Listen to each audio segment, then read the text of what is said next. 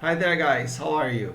Eu sou o Rivaldo Coelho, sejam muito bem-vindos ao canal Inglês com Rivaldo, aqui para a nossa parte 2 sobre os pronomes pessoais.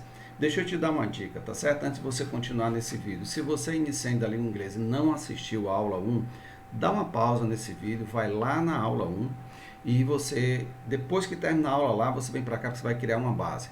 Hoje nós vamos ver pontos um pouco mais avançados, nível intermediário, muitos pontos que dificilmente são abordados nos livros de gramática e principalmente do ensino médio, e você vai precisar aí de um papelzinho, uma caneta para anotar, para fazer um bom estudo, tá bem? Mas aguenta as pontas aí, porque antes da aula a gente tem a vinheta. Se vê já já!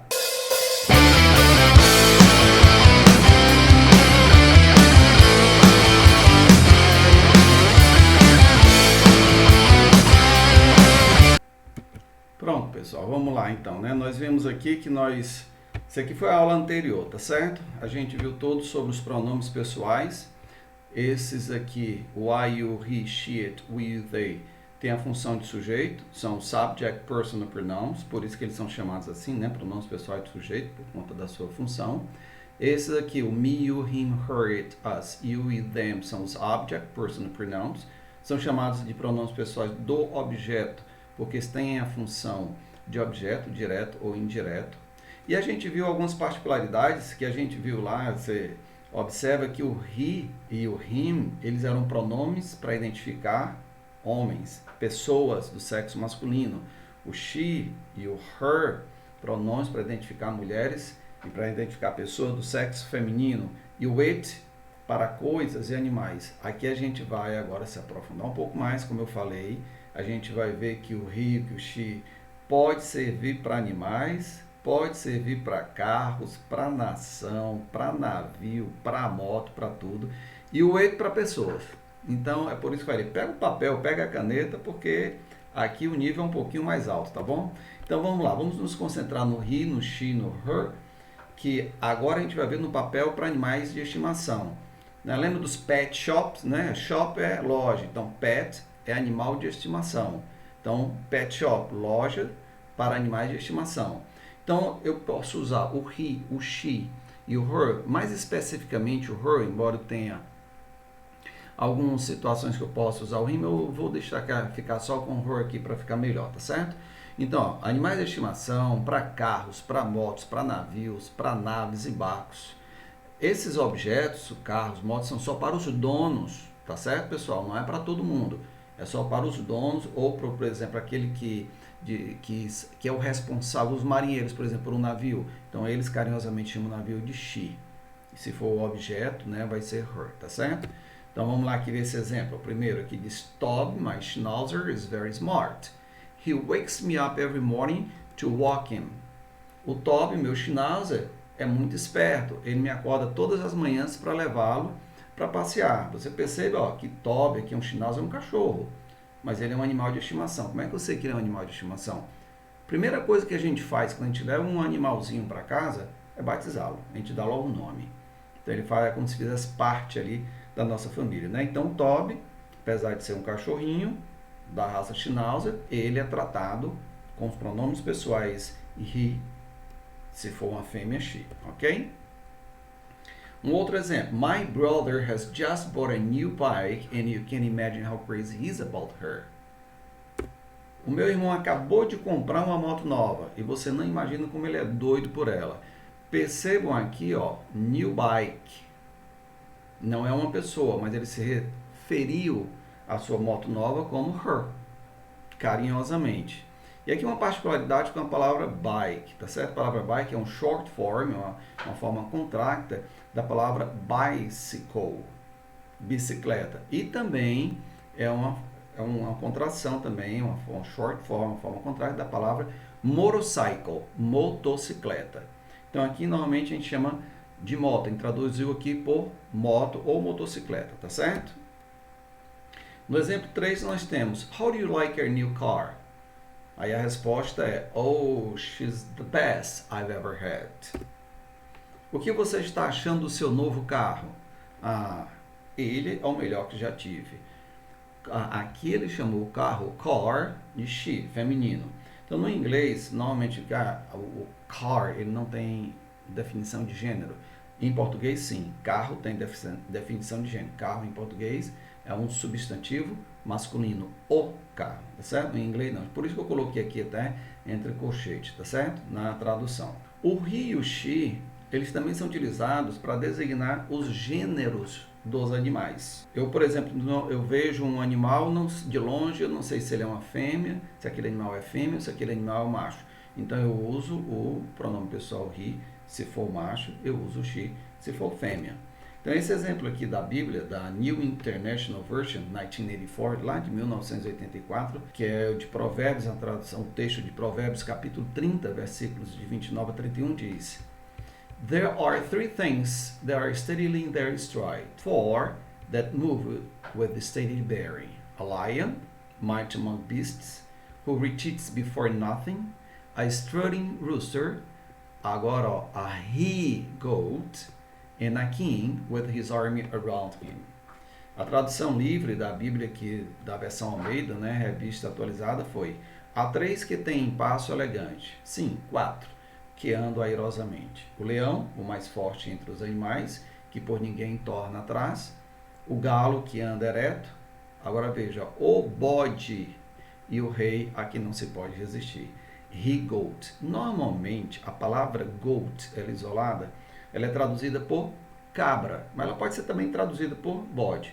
Aqui especificamente porque houve a necessidade de determinar que essa palavra goat não fosse erroneamente interpretada como cabra, como um animal do gênero feminino, mas sim como um animal do gênero masculino, como o bode. Por isso que se colocou o he antes da palavra goat. E sempre tem um hífen, tá, pessoal?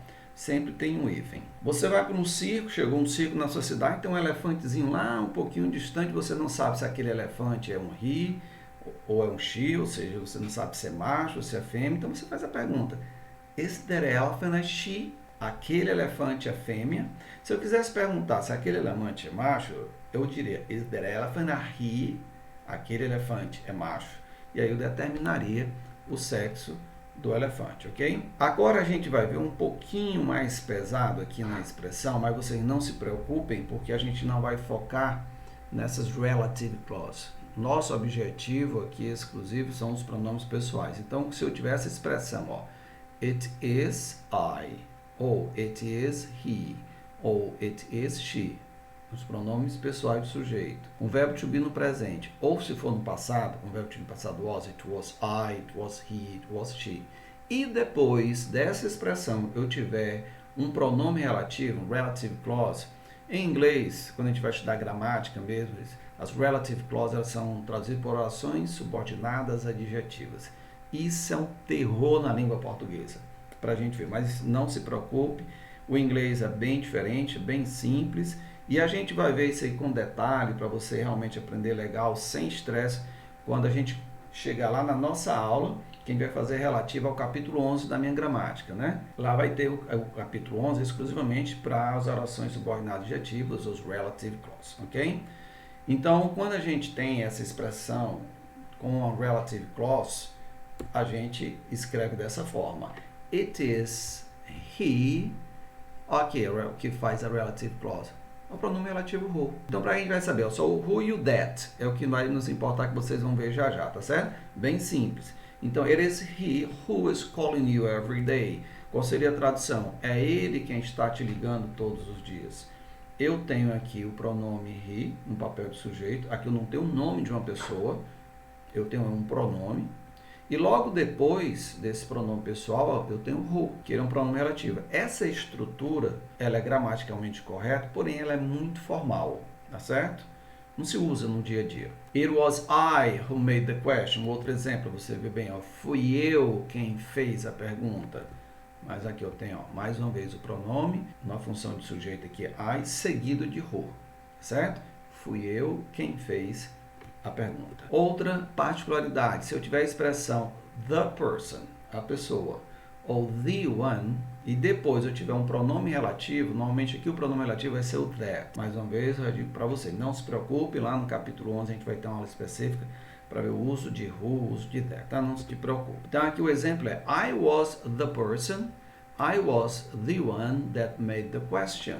Fui eu que fiz a pergunta. Ou fui eu quem fez a pergunta. Ok? Nós temos o sujeito I, o pronome pessoal na forma de sujeito, seguido da expressão aqui the person, ou e da expressão the one, e depois eu tenho that, que é um pronome relativo. Esse aqui é menos formal, aqui é mais tranquilo, tá?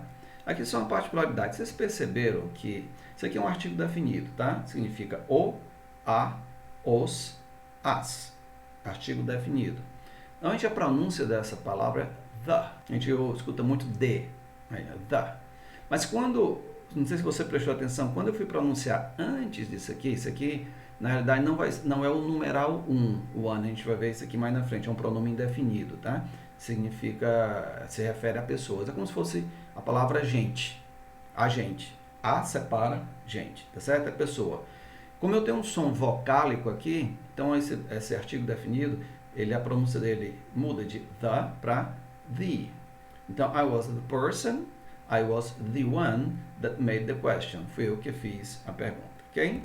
E aqui eu queria só chamar a atenção que no primeiro exemplo a gente usou o who e agora a gente está usando o that. Mas como eu falei antes, não te preocupes, porque no capítulo 11, quando a gente chegar nessa aula, a gente vai explicitar bem direitinho sobre as orações relativas, tá certo? Aqui uma coisa bem curiosa, olha. A palavra nation, ela é uma cognata verdadeira. Quando você olha para ela, a gente já sabe a tradução, né? Nation parece com nação. Nação se refere a país.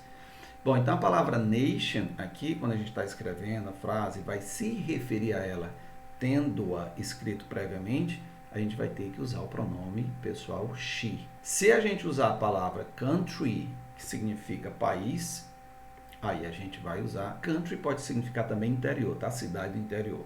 Mas aqui a gente está se referindo a país. Aí a gente vai usar o pronome pessoal it, tá certo? Então, realmente, a palavra nation vai exigir o pronome pessoal she. Vamos ver esse exemplo.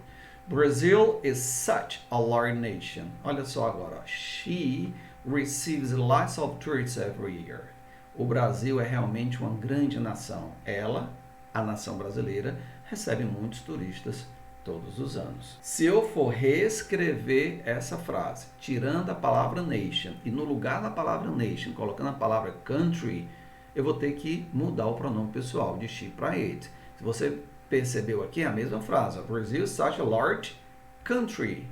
It receives lots of tourists every year. A tradução é a mesma. Só que em vez de país, de nação, país. O Brasil é realmente um grande país. Ele, o país, recebe muitos turistas todos os anos. Antigamente, isso lá até a década de 50 aproximadamente, quer dizer, não tão antigamente, né? A palavra country exigia o pronome pessoal he, mas hoje não. Hoje é it, tá certo? Hoje também, quando é no dia a dia, galera, na linguagem formal, se for usar essa palavra, se for citar, o pessoal usa it. Porque existe uma diferença entre o que a gente fala no dia a dia e existe a norma culta. A mesma coisa em português. Quantas e quantas vezes a gente não fala no nosso dia a dia o português de uma forma errada? Mas quando a gente vai fazer uma prova de português, vê que o negócio não é bem aquilo que a gente pensava que é. Tanto é que mesmo a gente sendo nativo da língua portuguesa, estudando a língua portuguesa a vida toda, desde ali o ensino fundamental 1 ao ensino médio, e a gente vai fazer um concurso público, por exemplo, que tem no seu edital prova de português, não é muito incomum a gente não fechar ali, pelo contrário, é difícil se fechar a prova de português, porque exatamente da forma como a gente fala no dia a dia é diferente da forma como a gente tem que prestar concurso. Então, o que eu estou mostrando para vocês aqui é a norma culta, tá certo? É o que é exigido nos testes de proficiência da língua inglesa. No dia a dia, fica tudo muito mais fácil, não? Que a gente vai ver lá na frente. Por aí a gente vai ver as particularidades dos pronomes, você vai entender exatamente aqui o que eu quis dizer com isso, tá certo? Ó, lembra que na primeira aula, na tradução, eu disse que o he era ele para identificar pessoa do sexo masculino, o she era ela para identificar pessoas do sexo feminino, o it era ele, ela para identificar coisas e animais, e também ele era neutro. Lembra? Muito bem. Quando é que ele é neutro, né? Quando tem uma oração sem sujeito. Por exemplo, eu tenho It is very hot in here. Está muito quente aqui. Perceba que em português eu comecei a oração com verbo, sujeito inexistente, é quem não se identifica. Em inglês eu não posso começar a oração com o verbo to be, com is, porque aí vai transformá-la em uma oração interrogativa. E essa oração ela é afirmativa. Então, para isso, a solução foi colocar o pronome it. Ele não vai ter tradução aqui, tá certo? Ele vai ter que estar presente para tornar a oração uma oração afirmativa. E a tradução começa a partir daqui do verbo to be. Estar muito quente aqui. Então, em português, eu consigo omitir o sujeito. Em inglês, eu não posso omitir o sujeito. E vocês já vão entender. Então, quando eu tenho um sujeito inexistente, uma oração com sujeito inexistente, oculto ou indeterminado, em inglês, usa-se algumas ferramentas. Ou eu vou usar o it, ou eu vou usar o we, ou eu vou usar they. Vai depender do contexto do que a oração está pedindo. Por exemplo, a frase em português, está chovendo, sujeito inexistente. Em inglês, eu não posso colocar a oração iniciando com o verbo is raining, porque aí seria interrogativa. E mesmo assim eu teria que colocar aqui entre o verbo principal auxiliar, aliás, entre o verbo auxiliar, que vai ser o verbo to be, e o verbo principal, que é o verbo to rain, chover, eu teria que colocar o it. Então aqui ele vai simplesmente, ele não tem tradução. Ele é neutro. Estou começando a frase com ele, eu só coloco it is raining, está chovendo. Simples assim, ok? Se eu disser, convidaram-me para a festa. Quem? Eles. O sujeito aqui seria o oculto. Eles convidaram-me para a festa. Em inglês, eu coloco o pronome they. Aí sim, identificou. They invited me for the party. Por quê? Deixa eu dizer, vou adiantar, tá certo? Aqui, quando a gente chegar lá sobre a aula, sobre os verbos, os tempos verbais, principalmente sobre a conjugação verbal no simple present, ou no presente simples, ou presente do indicativo, vocês veem como o inglês é simples, como o inglês é tranquilo. Aqui está no passado, e o passado é mais fácil ainda. Por que que no inglês eu não posso tirar o sujeito? Porque quando eu digo, vamos comparar em português, quando eu falo convidaram-me, alguém me convidou. Concorda? E ele está no plural, esse alguém. Então foram eles. Eles me convidaram para a festa. Em inglês, por que eu não posso omitir assim como eu omiti em português? Porque se eu quiser conjugar o verbo convidar no passado, no pretérito, convidou, né? Aqui no inglês, eu vou pegar essa palavra e vou deixar para todas as pessoas. Por exemplo, eu convidei o meu amigo para a festa. Em inglês, I invited. Se eu disser em português, tu convidaste o meu amigo para a festa. Mudou, né? Eu convidei, tu convidaste. Ele convidou, ela convidou, nós convidamos, vós convidastes, eles, elas convidaram. Em inglês não tem nada disso. Em inglês seria I invited, you invited, he invited, she invited, we invited, you invited, they invited. Por isso que eu não posso omitir o sujeito aqui, porque não tem como saber. Então, eu tenho que colocar, tá certo? Você vê como é muito simples mesmo a conjugação verbal em inglês. Mas a gente vai ter um capítulo só para isso, vai ser tranquilo, tá? O exemplo seguinte tem, estudamos bastante para o teste de inglês. Quem estudou bastante para o teste de inglês? Se eu coloquei, estudamos, nós. Então, em inglês, eu vou ter que colocar o pronome pessoal, nós, que vai ser como sujeito we. We studied a lot for the English test. We studied a lot for the English test. Nós estudamos bastante para o teste de inglês. Ou simplesmente eu posso traduzir sem um nós, porque em português já fica subentendido. Estudamos bastante. Quem? Nós. Ok? Quando se falar em país, também a gente tem que usar o pronome it. Tá certo? Mas você pode dizer, Ivaldo, você já explicou essa questão quando você falou a palavra nation, que é she, e a palavra country, que exige o it. Country não é país? Sim, mas estávamos usando a palavra país em inglês, country. Aqui é quando eu me referi a um país, nominando o país. Brasil, Argentina, Paraguai, Uruguai, Chile, sei lá, tá certo? Aí eu vou ter que usar it. Por exemplo, the Ministry of Foreign Affairs of Brazil said that Brazil imported more than it exported this year. O ministro das Relações Exteriores do Brasil diz que o Brasil importou mais do que exportou este ano.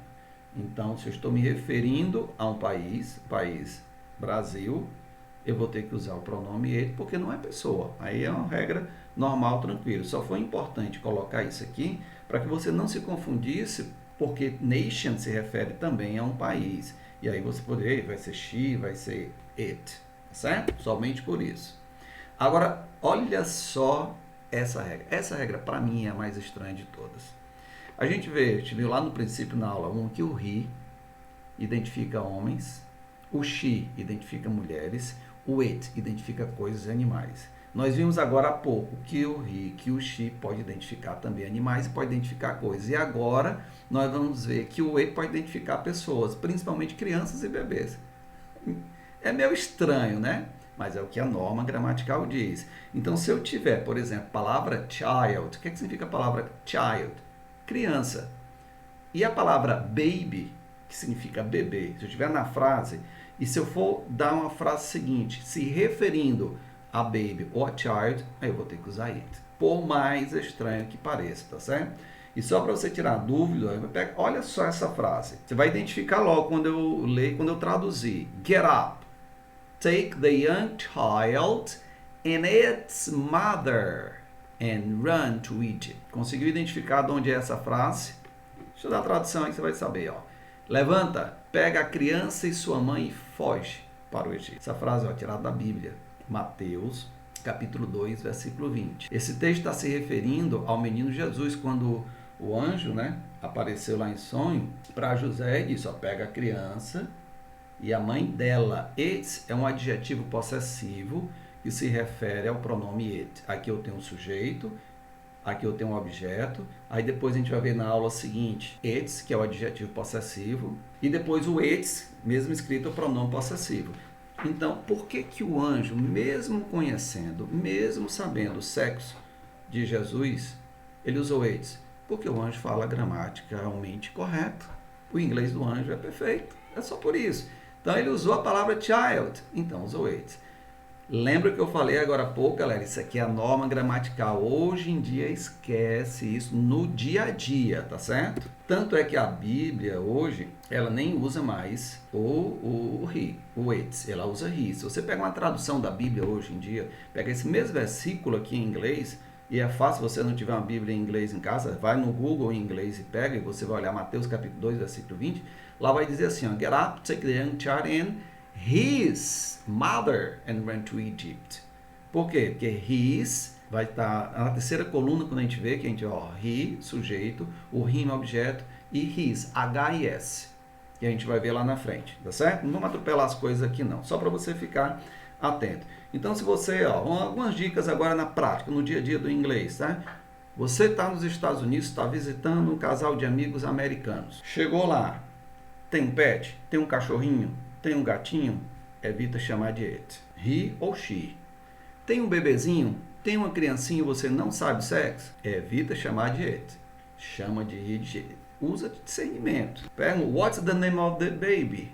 Qual o nome do bebê? Pronto, ó, saiu. Agora, se ele responder com um nome que você não sabe identificar se é masculino ou feminino, você procura outra estratégia, tá certo? Então, hoje em dia, se usa no dia a dia, no inglês coloquial, se usa mesmo para child, para baby, he e she, dependendo do sexo da criança. Mas se você for fazer uma prova de proficiência em inglês, isso aqui é uma pegadinha. Você vai fazer um TOEFL, quer fazer uma faculdade nos Estados Unidos, vai fazer um doutorado e tem uma questão dessa de gramática, ele pode talvez te desclassificar, baixar a tua pontuação para que você não passe adiante, por uma observação importante dessa, tá bom? Alguns casos especiais aqui, ó. Eu tenho essas palavras, elas são chamadas de compostos de pronomes indefinidos. Elas são compostos porque elas são união de duas palavras. O pronome indefinido no com o substantivo thing, que é coisa. Então eu tenho nothing, everything, something, anything.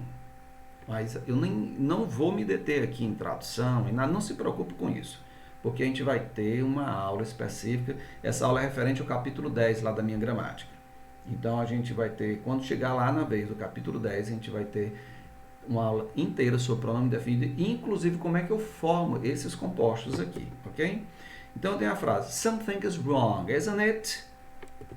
Alguma coisa está errada, não está? Ó, eu usei o thing, tá aqui, ó, something. Então vou usar o o it. Também nós vamos utilizar o it quando a gente vai identificar pessoas. Por exemplo, a pergunta, who's that guy over there? Eu não digo, he is my brother. Eu digo, it's my brother. It is my brother. Quem é aquele sujeito ali? É o meu irmão. Em inglês eu não respondo, ele é o meu irmão. Então, quem é aquele sujeito ali? É o meu irmão. It's my brother. Porque eu estou identificando, ok? Embora se trata de pessoa, aí aqui sim eu tenho que usar o pronome ele. Tudo tranquilo, galera? Então, vamos ver se está realmente aqui, ó. Peguei essas questões aqui da página 17, é a questão 2, lá do capítulo sobre esse assunto. E ainda botei uma colazinha aqui para você, né?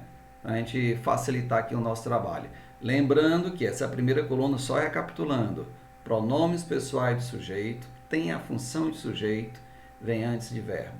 Segunda coluna, pronomes pessoais do objeto, tem a função de objeto direto ou indireto, vem depois do verbo, tá certo? Então, eu vou já analisando aqui as questões, mas o que seria interessante? Antes de você me ouvir analisar item por item e já dar o gabarito, pausa o vídeo e tenta resolver. Depois que você fizer o seu gabarito, aí você retorna o vídeo e aí você vai comparar e ver a explicação e o gabarito. Fica melhor assim, tranquilo?